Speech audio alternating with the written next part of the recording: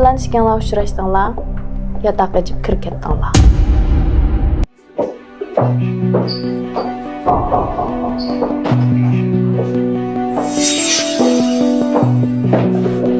Yaxshimadingiz, ko'rishmay o'zim o'tdi. Yaxshi, o'zingiz uchun. Qadr ahvol. Voy, yurish-turishlaringizda, kiyinishlaringizda osmonzima o'zgarish bo'lib ketibdi-ku. Xotin obdonlik yarishibdi-da. Harakatni qildi ekansiz. Siz-chi benim qilib kelgandingiz? Men shu o'g'il do'stim bilan kelgan, o'zingiz uchun. Men bir xaridorim bilan bir savdo ishini deyishga kelgan. Bo'ldi, undan qolsa yana ko'rishamiz. Ma'qul. Shuya? Ilqa naqib ma'qul shuga. Ada dilazga bir gapimapti-ya. Ha, jinim. Biz menga beraylik. Biz faqat uchrashib qoldik shu. Ma'qul hamsa xo'shmi? Maqla?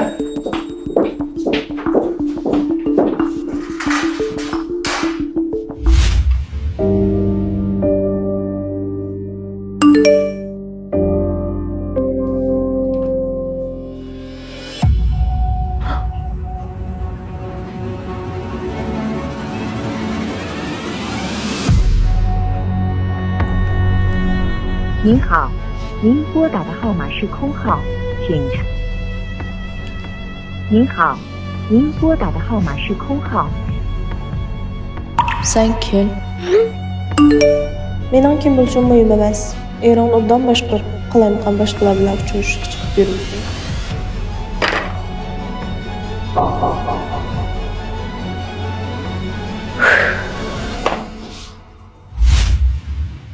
Ishqiyor Dilnazni yaxshi ko'rdi.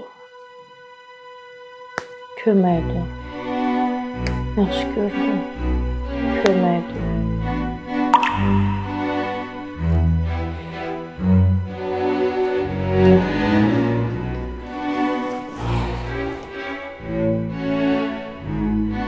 Ishqiyor meni yaxshi ko'rmaydi. Yaxshi ko'rdi. Yaxshi ko'rmaydi. Yaxshi ko'rdi. Yaxshi ko'rmaydi.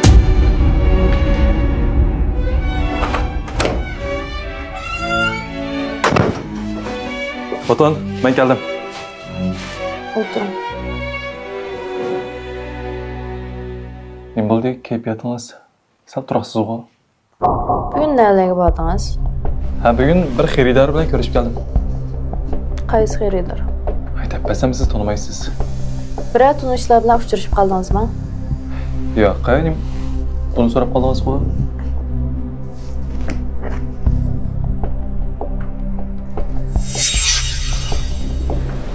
Sulay, siz kendimga paylash qo'ydingizmi? Dilnazning payizi bormikan? Tamam. Nima taqib yurayotgansiz? Dilnazning pek payizi bor shundaqmi? Men sizga tushundiray. Men shu bugun bir xaridorim bilan mehmonxonaga ko'rishga borgan shu vaqtda Dilnaz Ha. Demak, o'sha bir uchrashib qolibsizlar, taqdirni o'g'irlashtirish yo'li. Nima degan payizi? Shuning bilan ishkanlar uchrashdinglar, yotoqqa jib kirib ketdinglar. Unda xo's nima uchun men boyatdan birasi bilan uchrashdingizmi degan vaqtda demaysiz? Ömürlük baxtınızda belki uchrashaylik salonidan tep qilishingiz mumkin.